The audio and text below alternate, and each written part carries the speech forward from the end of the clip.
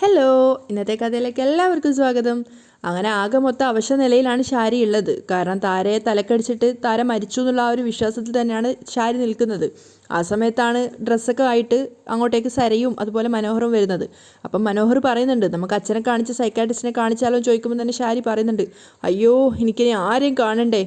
അപ്പം അങ്ങനെയൊന്നും പറയല്ലേ അമ്മേ, ഈ അവസ്ഥയൊക്കെ ശരിയാവും, നമ്മളിന്ന് പുറത്ത് വിദേശത്തേക്ക് അമേരിക്കയിലേക്ക് പോയിക്കിനി ഈ പ്രശ്നമൊക്കെ മാറും എന്നൊക്കെ മനോഹർ പറഞ്ഞു കൊടുക്കുന്ന സമയത്ത് ഷാരി പറയുന്നുണ്ട്, എനിക്കിനി അതിന് പറ്റുമെന്ന് തോന്നുന്നില്ല മോനെ. ആ സമയത്ത് മനോഹർ ചോദിക്കുന്നുണ്ട്, അതെന്താ അങ്ങനെയൊക്കെയാ എനിക്ക് തോന്നുന്നത്. പതറിക്കൊണ്ടാണ് ഷാരി സംസാരിക്കുന്നത്. കാരണം എന്താണെന്നറിയാതെ സരയും മനോഹറും പരസ്പരം മുഖത്തോട് മുഖം നോക്കുകയാണ്. ഷാരി അവിടുന്ന് പോയ ശേഷം മനോഹർ സരയുവിനോട് ചോദിക്കുന്നുണ്ട്, അമ്മയ്ക്ക് എന്താ പറ്റിയത്? ആ അറിയില്ല, ഏതായാലും അമ്മയുടെ അടുത്ത് തന്നെ മോൾ ഇരിക്കണം, എനിക്കൊന്നേ പുറത്ത് വരെ പോണേ. അപ്പോൾ സരയു പറയുന്നുണ്ട്, പുറത്ത് നമ്മൾ പോയി വന്നതല്ലേ മനുവേട്ടാ, ഇനി ഇവിടെ ഇരുന്നൂടെ? ഓണമല്ലേ മോളെ, അവിടെയുണ്ട് കുറേ മലയാളികൾ എൻ്റെ സ്ഥാപനത്തിലെ, അവർക്ക് ഓണത്തിൻ്റെ ബോണസും അലവൻസും ഒക്കെ കൊടുക്കണ്ടേ, അതേപ്പറ്റി വിശദമായൊരു കണക്കൊക്കെ കൊടുക്കണ്ടേ. മാനേജർ ഹോട്ടലിൽ വെയിറ്റിംഗാ, ഞാൻ പോട്ടെ എന്ന് പറഞ്ഞുകൊണ്ട് സരയുവിന് തലോടിക്കൊണ്ട് മനോഹർ അവിടുന്ന് പോവുകയാണ്. അതേസമയം കല്യാണി ഡൽഹിയിൽ എത്തിയിട്ടുണ്ടായിരുന്നു. അവൾ നേരെ കിരണിനെ കോൾ ചെയ്യാണ്. കിരണും സന്തോഷത്തോടു കൂടി പുഞ്ചിരിച്ചിട്ടാണ് ഫോൺ എടുക്കുന്നത്. ഹലോ കല്യാണി, നീ റൂമിലെത്തിയോ? ആ എത്തിയിട്ടാ വിളിക്കുന്നേ. എങ്ങനെയുണ്ടായിരുന്നു യാത്രയൊക്കെ? ഒരു കുഴപ്പമില്ലായിരുന്നു. ആദ്യമായിട്ട് ഫ്ലൈറ്റിൽ കയറിയതിൻ്റെ ഒരു ഭയം ഉണ്ടായിരുന്നെങ്കിലും പിന്നെ അത് മാറി. കൂടെ ആ പരിചയക്കാരും ഉണ്ടായിരുന്നത് കൊണ്ട് ഒന്നിനൊരു പ്രയാസം തോന്നിയില്ല. അതൊക്കെ പോട്ടെ, കിരണേട്ട മോനെന്ത് പറയുന്നു? അവൻ സുഖമായിട്ടിരിക്കുന്നു, അമ്മയുടെ അടുത്തുണ്ട്. പക്ഷേ നീ പോയപ്പോൾ എനിക്ക് വല്ലാത്ത ശൂന്യത അനുഭവപ്പെടുന്നു. കിരൺ വല്ലാത്ത സങ്കടത്തോടെയാണ് പറയുന്നത്. അപ്പോൾ കല്യാണിയും പറയുന്നുണ്ട്, എന്നെ അവിടെ നിന്ന് ഇങ്ങോട്ടേക്ക് വിടാൻ വലിയ തിടുക്കായിരുന്നല്ലോ. ഞാൻ എത്ര തവണ പറഞ്ഞതാ വരുന്നില്ല എന്ന്. എന്നിട്ട് ഞാൻ ഇങ്ങോട്ടേക്ക് പുറപ്പെട്ടപ്പോൾ എല്ലാവർക്കും വിഷമായി അല്ലേ? അപ്പം വിഷമത്തോടെ കിരൺ പറയുന്നുണ്ട്, നീ നല്ലൊരു കാര്യത്തിനാണ് പോയത്, വലിയൊരു ഫംഗ്ഷൻ അറ്റൻഡ് ചെയ്യാൻ. ആ ബോധമൊക്കെ ഉള്ളിലുള്ളപ്പോഴും എന്തോ എനിക്കറിയില്ല, എൻ്റെ ഉള്ളിലൊരു സന്തോഷം തോന്നുന്നില്ല. ഇനി എന്തായാലും കിരണേട്ടനും കുഞ്ഞുമില്ലാതെ ഇതുപോലുള്ള യാത്രകൾക്കൊന്നും ഞാനില്ല, കല്യാണി പറയാണ്. അപ്പോൾ കിരൺ പറയുന്നുണ്ട്, എന്തായാലും ഇന്നത്തെ പ്രോഗ്രാം നല്ല ആത്മവിശ്വാസത്തോടെ നേരിടണം. ആ സമയത്ത് ആരുടെയും മുഖം ഓർക്കേണ്ട ആവശ്യമില്ല. നിന്റെ പൊന്നാട് അണിയിക്കുന്ന ചടങ്ങ് കാണാൻ വേണ്ടി കാത്തിരിക്കുക ഞാൻ. അതുപോലെ തന്നെ തിരുവോണത്തിൻ്റെ അന്ന് നടക്കുന്ന കോമ്പറ്റീഷനും കാണാൻ ഞങ്ങൾ കാത്തിരിക്കുക. സന്തോഷത്തോടെ സമ്മതിച്ചിട്ട് കല്യാണി പെട്ടെന്ന് പറയുന്നുണ്ട്, താരാജി എന്നെ ഇടയ്ക്ക് വിളിച്ചിട്ടുണ്ടായിരുന്നു കിരണേട്ടാ, ഞാൻ പോകുന്നത് അറിഞ്ഞിട്ട് വിളിച്ചതാണോ? അപ്പോൾ കിരൺ പറയുന്നുണ്ട്, നീ പോകുന്നത് താരാൻ്റെ അറിഞ്ഞിട്ടുണ്ടാവില്ല. അപ്പുറത്ത് സരയുവിന് ഓണക്കോടി കൊടുക്കാൻ വരുമെന്ന് അച്ഛൻ പറഞ്ഞായിരുന്നു. ചിലപ്പോൾ അതുമായിട്ട് ബന്ധപ്പെട്ടിട്ട് വിളിച്ചതായിരിക്കും. അപ്പോൾ കല്യാണി ദീർഘനിശ്വാസത്തോടെ പറയുന്നുണ്ട്, അന്ന് സരയുവിൻ്റെ ബർത്ത്ഡേക്ക് മാല കൊടുക്കാൻ ഹെൽപ്പ് ചെയ്തതുപോലെ ഇതിനും കിരണേട്ടനൊന്ന് ഹെൽപ്പ് ചെയ്യണേ. മിക്കവാറും അങ്ങോട്ടേക്ക് വരുമായിരിക്കും. വരുവാണെങ്കിൽ ഷാരി ആൻറ്റിയെ വിരട്ടിയിട്ട് അവരെ കൊണ്ട് തന്നെ കൊടുപ്പിക്കാം, അന്ന് നമ്മൾ മാല കൊടുത്തതുപോലെ. ശരി കിരണേട്ടാ, ഞാൻ പിന്നെ വിളിക്കാം. കല്യാണി കോള് കട്ട് ചെയ്യാണ്. കോളിംഗ് ബെല്ലിൻ്റെ ശബ്ദം കേട്ട സമയത്ത് ഷാരി ആകെ വെപ്രാളത്തോടു കൂടിയാണ് നിൽക്കുന്നത്. പക്ഷെ അവർ വാതിൽ തുറക്കാൻ പോകുന്നില്ല. ആരാണെന്നറിയാത്ത ആ ഒരു ടെൻഷനിലാണുള്ളത്. പക്ഷേ സരയുവാണ് പോയിട്ട് വാതിൽ തുറക്കുന്നത്. തുറന്നപ്പോൾ കിരണാണ് മുന്നിലുള്ളത്. എന്താടാ? അവൾ ദേഷ്യത്തോട് ചോദിക്കുകയാണ്. താരാൻ്റെ ഇങ്ങോട്ടേക്ക് വന്നിരുന്നോ? കിരൺ തിരിച്ചു ചോദിക്കുന്നുണ്ട്. അത് കേട്ടത് ഷാരി ശരിക്കും ഞെട്ടുന്നുണ്ടായിരുന്നു. പക്ഷേ സരയു പുല്ല് വില കൊടുക്കുകയാണ്. താരയോ? അവരെന്തിനാ ഇങ്ങോട്ട് വരുന്നേ? നിനക്ക് ഓണക്കോടിയായിട്ട് വരുമെന്ന് താരാൻ്റി പറഞ്ഞിരുന്നു, അങ്ങനെ വന്നോന്നാ ഞാൻ ചോദിച്ചത്. അതുകൂടെ കേൾക്കുന്ന സമയത്ത് ഷാരി ശരിക്കും ഞെട്ടുന്നുണ്ട്. കാരണം ഇവരെയൊക്കെ അറിയിച്ചുകൊണ്ടാണ് താര വന്നതെന്നുള്ളത് ഒന്നുകൂടെ അവരെ പേടിപ്പെടുത്തുകയാണ്.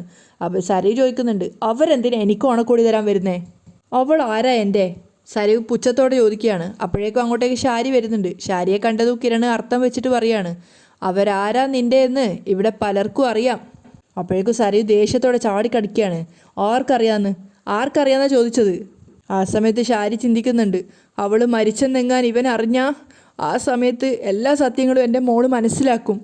അതുകൊണ്ട് തന്നെ അങ്ങോട്ടേക്ക് പോയിട്ട് ഷാരി പറയാണ്, എൻ്റെ കിരൺ മോനെ, ഇങ്ങോട്ടേക്കൊന്നും ആരും വന്നിട്ടില്ല, ഓണക്കോടിയും കൊണ്ടു കൊടുത്തിട്ടില്ല. ആ സമയത്ത് സരയു പറയുന്നുണ്ട്, അല്ലെങ്കിൽ തന്നെ ഇവിടേക്ക് ഓണക്കോടിയായിട്ട് അവൾ വരേണ്ട കാര്യം എന്താ? ഇവ മനഃപൂർവ്വം വഴക്കിന് വരിക, ഓരോരോ കാരണങ്ങൾ ഉണ്ടാക്കിയിട്ട്. ആ സമയത്ത് കിരൺ പറയുന്നുണ്ട്, ഇവിടേക്ക് വരാനാ താരാൻ്റെ ഓണക്കോടിയായിട്ട് പുറപ്പെട്ടത്, പിന്നീട് അവരെ ആരും കണ്ടിട്ടില്ല. അത് കേൾക്കുന്തോറും ഷാരിക്ക് ഇങ്ങനെ ടെൻഷനായിക്കൊണ്ടിരിക്കുകയാണ്. അവരുടെ കണ്ണുകൾ ഇങ്ങനെ മറിഞ്ഞുകൊണ്ടിരിക്കുന്നുണ്ട്. ആ സമയത്ത് കിരൺ പറയാണ്, അവരെക്കുറിച്ച് ഒരു വിവരവും ഇല്ല, അവരെ വിളിച്ചിട്ട് കിട്ടുന്നുമില്ല. അപ്പോൾ സരയു പുച്ഛത്തോടെ പറയാണ്, എങ്ങനെയാടാ അവരെ വിളിച്ചാൽ കിട്ടുന്നേ? അവർക്ക് സംസാരിക്കാൻ പറ്റില്ലല്ലോ. അപ്പോൾ കിരൺ പറയുന്നുണ്ട്, അവർ അറ്റൻഡ് ചെയ്യുമ്പോൾ ഞങ്ങൾക്കറിയാം, അതുപോലെ തന്നെ മെസ്സേജ് അയച്ചാൽ അതിന് മറുപടി തരാനുള്ള വിദ്യാഭ്യാസമൊക്കെ അവർക്കുണ്ട്. അപ്പോൾ ഷാരി വീണ്ടും പറയാണ്, എൻ്റെ കിരൺ മോനെ ഇങ്ങോട്ടേക്ക് വന്നിട്ടില്ല. അത് കേട്ടത് സരയുവിന് ദേഷ്യം വരുന്നുണ്ട്. അമ്മ എന്തിനാ ഇവരെ മോനെ കീനേന്നൊക്കെ വിളിക്കാൻ പോകുന്നേ? ഭാര്യ ഡൽഹിക്ക് പോയപ്പോൾ അവൻ മറ്റുള്ളവരോട് വഴക്കിന് വന്നിരിക്കുക. അത് കേട്ടത് കിരണിൻ്റെ കൺട്രോൾ പോവാണ്. അവൻ ദേഷ്യത്തോടെ പൊട്ടിത്തെറിക്കുന്നുണ്ട്. ഇവിടേക്ക് വന്ന താരാൻ്റിയെ നീയൊക്കെ കൂടെ കൊന്ന് കുഴിച്ചു മൂടിയിട്ടൊന്നും ഇല്ലല്ലോ. അത് കേട്ടത് ഷാരി ഞെട്ടിത്തരിച്ച് നിൽക്കുകയാണ്. അപ്പം സരയും പറയുന്നുണ്ട്, അവൾ ഇങ്ങോട്ടേക്ക് വരുവാണെങ്കിൽ അവളുടെ കഴുത്ത് ഞെരിച്ച് ഞാൻ കൊല്ലും. ദേ ഈ നിൽക്കുന്നതാ എൻ്റെ അമ്മ, എന്നെ പ്രസവിച്ച എൻ്റെ അമ്മ. ഷാരിയെ പിടിച്ചുകൊണ്ടാണ് സരയു പറയുന്നത്. എന്നിട്ട് അവൾ എൻ്റെ അമ്മയാണെന്ന് പറഞ്ഞ് നടക്കുക. അങ്ങനെ ഒരുത്തിയെ പിന്നെ ജീവിക്കാൻ അനുവദിക്കണോ? അപ്പം ഷാരിയുടെ മുഖത്തേക്ക് തന്നെ സൂക്ഷിച്ചു നോക്കിയിട്ട് കിരൺ ചോദിക്കുന്നുണ്ട്, ഇനി ഇവള് പറഞ്ഞതുപോലെ ഇങ്ങോട്ടേക്ക് വന്ന താരാൻ്റിയെ നിങ്ങൾ കൊന്നോ? അത് കേട്ടത് ഷാരി ആകെ ഒന്നുകൂടെ പരിഭ്രമിക്കുകയാണ്. കാരണം നമ്മൾ തെറ്റ് ചെയ്താൽ നമ്മുടെ മുഖത്ത് അതിങ്ങനെ പ്രതിഫലിച്ചുകൊണ്ടിരിക്കുമല്ലോ. അപ്പോൾ കിരൺ പറയുന്നുണ്ട്, നിങ്ങളുടെ മുഖം കണ്ടിട്ട് എന്തൊക്കെയോ സംശയം ഉണ്ടല്ലോ. സരയു നോക്കുന്ന സമയത്ത് അവളും അങ്ങനെ തന്നെയാണ് കാണുന്നത്. ഷാരി ആകെ പരവശയായിട്ട് വെപ്രാളത്തോടു കൂടി നിൽക്കുകയാണ്. അപ്പോൾ ഷാരി പെട്ടെന്ന് തന്നെ പറയാണ്, എൻ്റെ കിരൺ മോനെ, ഞാൻ ഇങ്ങനെ വിഷമിക്കുന്നതിൻ്റെ കാരണം എന്താണെന്ന് നിനക്കറിയാലോ. അപ്പോൾ സരയു ചോദിക്കുന്നുണ്ട്, അതെന്താ അമ്മ അങ്ങനെ പറഞ്ഞത്? അവൻ എന്താ അറിയാന്നാ? ഒന്നുമില്ല മോളെ. കിരണേ നീ ഒന്ന് പോ, താര ഇവിടേക്ക് വന്നിട്ടില്ല. അപ്പോൾ കിരണും പറയുന്നുണ്ട്, പിന്നെ പറഞ്ഞതൊക്കെ സത്യമായാൽ കൊള്ളാം, അല്ലെങ്കിൽ പിന്നെ മോളെക്കാളും കൂടുതൽ അമ്മയ്ക്ക് കരയേണ്ടി വരും. അപ്പോൾ സരയു പറയുന്നുണ്ട്, നീ ആരെയാടാ ഭീഷണിപ്പെടുത്തുന്നേ? നിന്റെ അമ്മയെ തന്നെ. എന്നെക്കൊണ്ട് കൂടുതലൊന്നും പറയിക്കേണ്ട. കിരണ് ദേഷ്യത്തോടെ കൂടുതലൊന്നും പറയാതെ അവിടുന്ന് പോവുകയാണ്. ആ സമയത്ത് ഷാരി ഇങ്ങനെ പതറിക്കൊണ്ടാണ് നിൽക്കുന്നത്. അത് കണ്ടിട്ട് സരയു ചോദിക്കുന്നുണ്ട്, അമ്മ എന്തിനാ അവൻ്റെ മുന്നിൽ ഇങ്ങനെ ചൂളിക്കൊണ്ട് നിൽക്കുന്നേ? ഇപ്പോൾ അവനും കല്യാണിയൊക്കെ വരുമ്പോൾ പഴയ പോലെ ഒരു ദേഷ്യവും കാട്ടുന്നില്ലല്ലോ അമ്മ. അവരുടെ മുന്നിലൊക്കെ തല താഴ്ത്തി നിൽക്കുവാണല്ലോ. അപ്പോൾ ഷാരി പറയുന്നുണ്ട്, അങ്ങനെയൊന്നും അല്ല മോളെ, എനിക്കിനി ആരോടും വഴക്കിടാൻ വയ്യ. നിന്റെ അച്ഛൻ്റെ തലയ്ക്ക് വെളിവില്ലാതായതോടെ എൻ്റെ സകല ഓജസ്സും നഷ്ടപ്പെട്ടു. ഇനിയിപ്പോൾ പഴയപടിയൊന്നും ആവാൻ പറ്റുമെന്ന് തോന്നുന്നില്ല. അപ്പോൾ സരയും പറയുന്നുണ്ട്, ഓ എങ്ങനെയെങ്കിലും ഒന്ന് ഈ നാട്ടിൽ നിന്ന് പോയാൽ മതിയായിരുന്നു. ഒരുത്തയാണെങ്കിൽ ഡൽഹിക്ക് പോയിരിക്കുക, അത് ടി വിയിലൊക്കെ വരുന്നാ കേട്ടത്. ഓ അതൊന്നും കാണാനും കേൾക്കാനുള്ള ശക്തി എനിക്കില്ല അമ്മേ.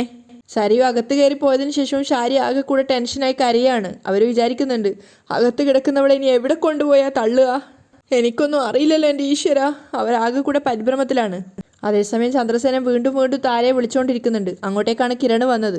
കിരൺ പറയുന്നുണ്ട്, അച്ഛാ ഞാൻ അവിടെ പോയി, അങ്ങോട്ടേക്ക് ചെന്നിട്ടില്ലെന്നാണ് സരയു അവളുടെ അമ്മയൊക്കെ പറയുന്നത്. പിന്നെ എങ്ങോട്ടേക്കാണ് മോനെ പോയത്? രൂപയും ചോദിക്കുന്നുണ്ട്. ഒരു പിടിയും കിട്ടുന്നില്ല അമ്മേ. അപ്പോൾ സേനൻ പറയുന്നുണ്ട്, എടാ വിളിച്ചിട്ട് അവളെ കിട്ടുന്നുമില്ലല്ലോ, സംസാരിക്കാൻ പോലും വയ്യാത്തൊരു സാധുവാ. ആ സമയത്ത് കിരൺ പറയുന്നുണ്ട്, അവിടെ വന്നിട്ടില്ല എന്നത് സത്യമായിരിക്കും. അവിടെ വന്നിട്ടുണ്ടെങ്കിൽ ഉറപ്പായിട്ടും അവർ ആട്ടി വിട്ടിട്ടുണ്ടാവും. അങ്ങനെയാണെങ്കിൽ തീർച്ചയായിട്ടും ഞങ്ങളുടെ വീട്ടിലേക്ക് വരേണ്ടതാണ്. കല്യാണിയും ഞാനും ഇല്ലെങ്കിലും അവിടെ അമ്മയുണ്ടല്ലോ, അവിടെ വന്നിട്ട് സങ്കടവും പരാതിയൊക്കെ പറയേണ്ടതാ. അത് ശരിയാ ചന്ദ്രേട്ടാ, അവിടേക്ക് വരുമ്പോൾ മോൻ്റെ വീട്ടിൽ കയറാതെ പോവില്ല.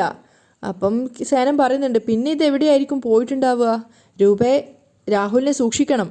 അവിടേക്ക് അവൾ വരുന്നു എന്നറിഞ്ഞാൽ അവൻ്റെ ആൾക്കാരെ വിട്ട് അപായപ്പെടുത്താനുള്ള സാധ്യതയുണ്ട്. അപ്പോൾ കിരണും ആകെ ടെൻഷനിലാണ്. അങ്ങനെയെങ്കിൽ അച്ഛന് ഡ്രസ്സ് വാങ്ങിച്ചു കൊടുത്തപ്പോൾ അച്ഛനും ഒപ്പം പോയിക്കൂടായിരുന്നോ?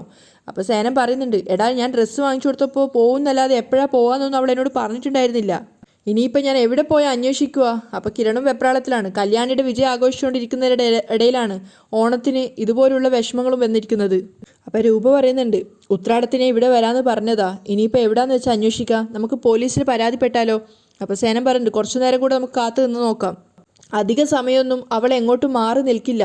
ഇനി എവിടെ മാറിയാലും എന്നെ വിളിക്കുന്നതാ. ആ സമയത്ത് കിരൺ സംശയത്തോട് ചോദിക്കുന്നുണ്ട്, ഇനി അവിടെ ചെന്നപ്പോൾ സരയോ മറ്റോ ആട്ടി ഇറക്കിയിട്ട് സമനില തെറ്റിയിട്ട് എങ്ങോട്ടെങ്കിലും പോയി കാണും അച്ഛാ? ചിലപ്പോൾ ജീവിതം പോലും അങ്ങനെ ഒരു സാഹചര്യത്തിൽ വേണ്ടാന്ന് വെക്കില്ലേ? അപ്പം സേനൻ പറയുന്നുണ്ട്, അങ്ങനെ ഒരു സാധ്യത ഉണ്ടായിരുന്നു ഇതിനു മുമ്പ്. ഇപ്പം അതില്ലടാ. നിങ്ങളൊക്കെ അടുത്തുള്ളത് കൊണ്ടൊരു പുതുജീവൻ കിട്ടിയ മാതിരിയാ അവളുടെ ഇപ്പോഴത്തെ നടപ്പ്. പിന്നെ സരയുവിൻ്റെ കാര്യത്തിൽ അവൾക്കൊരു വിഷമം ഉണ്ടായിരുന്നു. ഇവിടെ ആരോ അവളെ അപായപ്പെടുത്തിയിട്ടുണ്ട്, ചന്ദ്രസേന ഉറപ്പിച്ച് പറയാണ്. അതേസമയം നിഷയുടെ വീട്ടിലേക്ക് എത്തിയിട്ടുണ്ടായിരുന്നു മനോഹർ. വാതിൽ തുറന്നത് നിഷയുടെ അമ്മ സന്തോഷം കൊണ്ട് തുള്ളിച്ചാടുകയാണ്. ആഹാ ഇതാരാ വന്നിരിക്കുന്നേ, വാ മോനെ. കയ്യിൽ കുറച്ച് കവറൊക്കെ ആയിട്ടാണ് മനോഹർ വന്നിട്ടുള്ളത്. അപ്പം നിഷയെ വിളിച്ചു വരുത്തുകയാണ് അവളുടെ അമ്മ. ഇതാരാ വന്നിരിക്കുന്നേ നോക്കിയ മോളെ. അതിനുശേഷം മനോഹരോട് ചോദിക്കുന്നുണ്ട്, ബോംബെയിൽ നിന്ന് എപ്പോഴാണ് വന്നേ മോനെ? ഇപ്പം എത്തിയതേ ഉള്ളൂ അമ്മേ. പെട്ടെന്ന് ഓടി ഇങ്ങ് പോരുമായിരുന്നു. മോനെ കാണുന്നില്ലല്ലോ എന്ന് പറഞ്ഞ് നിഷ എന്നും വിഷമിച്ചിരിക്കുകയായിരുന്നു. അപ്പോഴേക്കും നിഷയുടെ അച്ഛനും അങ്ങോട്ടേക്ക് വരികയാണ്. ദേ മരുമോൻ എത്തി. അവർ സന്തോഷത്തോടെ പറയാണ്. അങ്ങോട്ടേക്ക് നിഷയും വരുന്നുണ്ട്. നിഷയ്ക്ക് സന്തോഷമാവുന്നുണ്ട്. റോഹിയേട്ടാ വരുന്ന കാര്യമൊന്നും വിളിച്ചു പറഞ്ഞതുപോലും ഇല്ലല്ലോ. അവൾ പരിഭവം പറയാണ്.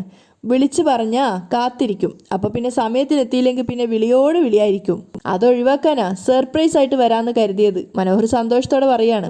അതിനുശേഷം കയ്യിലുള്ള കവർ അവർക്ക് 3 പേർക്കുമായിട്ട് കൊടുക്കുന്നുണ്ട്. ഓണത്തിന് വേണ്ടിയിട്ട് അവനെടുത്ത കുറച്ച് ഡ്രസ്സുകളാണെന്നൊക്കെ പറഞ്ഞിട്ടാണ് കൊടുക്കുന്നത്.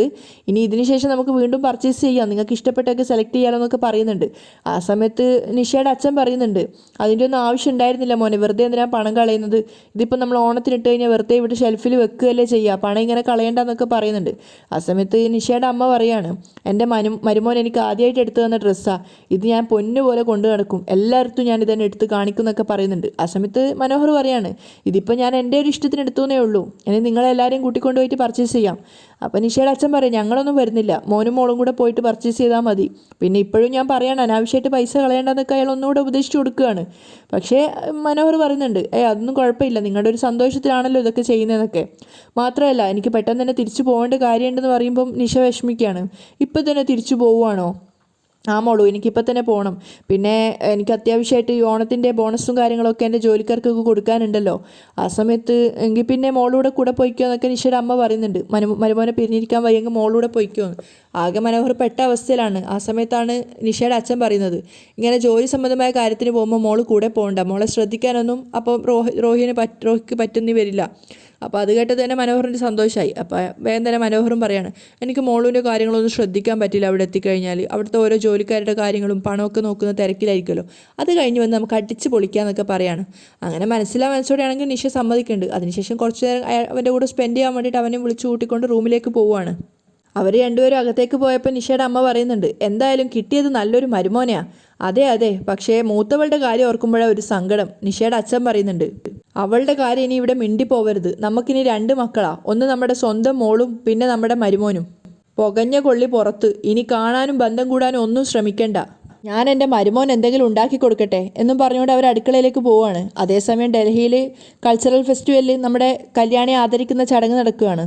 നാട്ടിലെല്ലാവരും അവരവരുടെ വീട്ടിലിരുന്നിട്ട് ഈ പ്രോഗ്രാം കാണുകയാണ്. സരയും രാഹുലും അതുപോലെ ഷാരി ഒരു വീട്ടിലിരുന്നിട്ടും കിരണും കല്യാണി അതുപോലെ രതീഷും പിന്നെ കാദംബരിയും ഒക്കെ ഒരു വീട്ടിലിരുന്നിട്ട്, അതിന് പുറമെ പ്രകാശനും കാർത്തികയും അമ്മൂമ്മയൊക്കെ കൂടെ ഇരുന്നിട്ട് ഒരു വീട്ടിൽ, അങ്ങനെ എല്ലാവരും സെപ്പറേറ്റ് ആയിട്ട് അവരവരുടെ വീട്ടിൽ നിന്ന് കല്യാണിയുടെ പ്രോഗ്രാം കണ്ടുകൊണ്ടിരിക്കുകയാണ്. ആ സമയത്തൊക്കെ ഷാരി ഇങ്ങനെ പ്രാർത്ഥിച്ചുകൊണ്ടിരിക്കുകയാണ്. കാരണം താരയെ കൊന്നിട്ടതിൻ്റെ ആ ഒരു ടെൻഷനിലാണ് ഷാരി ഉള്ളത്. പക്ഷെ അതൊന്നും മറ്റുള്ളവർ അറിയുന്നില്ല. രാഹുൽ പ്രോഗ്രാം വെച്ച സമയത്ത് സരയു ദേഷ്യത്തോട് പറയുന്നുണ്ട്, അതൊന്ന് ഓഫ് ചെയ്ത് വെക്കച്ചാ. അപ്പോൾ രാഹുൽ പറയാണ്, മോളെ അത് കാണട്ടെ, എന്താ അവിടെ മലമറിക്കുന്നതെന്ന് അറിയണമല്ലോ. ആ സമയത്തൊക്കെ ഷാരി പ്രാർത്ഥിക്കുന്നത് കണ്ടിട്ട് സരയു പറയുന്നുണ്ട്, അമ്മയ്ക്ക് ഇതൊട്ടും ഇഷ്ടപ്പെട്ടിട്ടില്ല, ദേ പ്രാർത്ഥനയോടെ ഇരിക്കുന്ന കണ്ടോ. അപ്പോൾ ഷാരി മനസ്സിൽ വിചാരിക്കുന്നുണ്ട്, ഞാൻ അതൊന്നും അല്ല മോളെ ഓർക്കുന്നത്, അകത്തൊരുത്തി മരിച്ചു കിടക്കുക, ഞാൻ എന്ത് ചെയ്യുമോ എന്തോ. അവരിങ്ങനെ വെപ്രാളത്തോടു കൂടി ചിന്തിക്കുകയാണ്. അതേസമയം കല്യാണിയെ പുകഴ്ത്തിക്കൊണ്ടാണ് അവിടെ നിന്ന് എല്ലാ ഓഫീസേഴ്സും സംസാരിക്കുന്നത്. കല്യാണി നമ്മുടെ നാടിന് അത്രയേറെ അഭിമാനകരമായൊരു നിമിഷമാണ് തന്നിരിക്കുന്നതെന്നും അതിനേക്കാളേറെ പ്രൗഢിയുള്ളൊരു മൊമെൻറ്റ് തന്നെയാണ് ഇതെന്നൊക്കെ പറഞ്ഞ് അയാളിങ്ങനെ ഭയങ്കരമായിട്ട് കല്യാണിയെ പുകഴ്ത്തി. അയാൾ മാത്രമല്ല, ഒരുപാട് ആൾക്കാർ ഇങ്ങനെ സംസാരിച്ചുകൊണ്ടിരിക്കുന്നുണ്ട്. ആ സമയത്ത് കിരണും കല്യാണിയുടെ അമ്മയൊക്കെ സന്തോഷത്തോടു കൂടിയാണ് നിൽക്കുന്നത്. കല്യാണിക്ക് ആദരവ് ചടങ്ങ്, പൊന്നാട അണിയിക്കുന്ന ചടങ്ങ് വന്നപ്പോൾ കാർത്തിക അറിയാതെ കൈ തട്ടുന്നുണ്ടായിരുന്നു. ആ സമയത്ത് പ്രകാശൻ ചോദിക്കുന്നുണ്ട്, മോളെന്തിനാ കൈയടിച്ചത്? അത് ഞാൻ കൈയടിച്ചത് അല്ല അച്ഛാ, കയ്യിൽ പൊടി ഉണ്ടായിരുന്നു എന്നൊക്കെ പറഞ്ഞ് കള്ളം പറഞ്ഞ് കാർത്തിക രക്ഷപ്പെടുകയാണ് തൽക്കാലം. പ്രകാശനൊന്നും തീരെ ഇഷ്ടപ്പെടുന്നുണ്ടായിരുന്നില്ല കല്യാണിക്ക് ഇങ്ങനെ അവാർഡൊക്കെ കിട്ടുന്ന ആ ഒരു ചടങ്ങ് കാണുന്ന സമയത്ത്. അതേസമയം കിരണും കല്യാണിയുടെ അമ്മയും അതേപോലെ തന്നെ കാദംബരിയും രതീഷും ഒക്കെ ഇങ്ങനെ സന്തോഷത്തോടു കൂടിയാണ് കൈയടിക്കുന്നത്. അതേസമയം കല്യാണിക്ക് പൊന്നാട അണിയിക്കുന്ന സമയത്ത് ഒരുപാട് അവർ ഇംഗ്ലീഷിലൊക്കെ അവളെ പ്രൗഡായിട്ട് സംസാരിക്കുന്നുണ്ട്. ആ സമയത്ത് ദീപ പറയുന്നുണ്ട്, മോക്ക് ഇംഗ്ലീഷ് കേട്ടാൽ മനസ്സിലാവും, പക്ഷേ പറയാൻ സാധിക്കുമെന്ന് അറിയില്ല മോനെ എന്നൊക്കെ പറയുന്ന സമയത്ത് കിരൺ പറഞ്ഞു, നമുക്ക് കാത്തിരുന്ന് നോക്കാം. അങ്ങനെ കല്യാണിയെ വെൽക്കം ചെയ്തിട്ട് ഒരുപാട് കാര്യങ്ങളൊക്കെ എന്താ പറയുക, പൊന്നാട അണിയിക്കലും അതുപോലെ അവളെ കുറേ പുകഴ്ത്തുകയൊക്കെ ചെയ്തിട്ട് അവളെ വെൽക്കം ചെയ്യാണ് സംസാരിക്കാൻ വേണ്ടി. കല്യാണിക്ക് പൊന്നാട അണിയിക്കുന്ന ആ ഒരു ചടങ്ങ് കാണുമ്പോൾ തന്നെ കിരണിൻ്റെ കണ്ണ് നിറയാണ്. കാരണം എത്രയേറെ ഉയരത്തിലാണ് അമ്മയുടെ മോൾ എത്തിയിരിക്കുന്നതെന്നൊക്കെ അവൻ ദീപയോട് പറയുന്നുമുണ്ട്. കാരണം അത്രയ്ക്ക് കല്യാണി ഉയരങ്ങളിൽ എത്തും എന്നുള്ളത് കിരണ് പോലും സ്വപ്നം കണ്ടിട്ടുണ്ടായിരുന്നില്ല. അവിടെയാണ് ഇന്നത്തെ എപ്പിസോഡ് വൈൻഡപ്പ് ചെയ്യുന്നത്.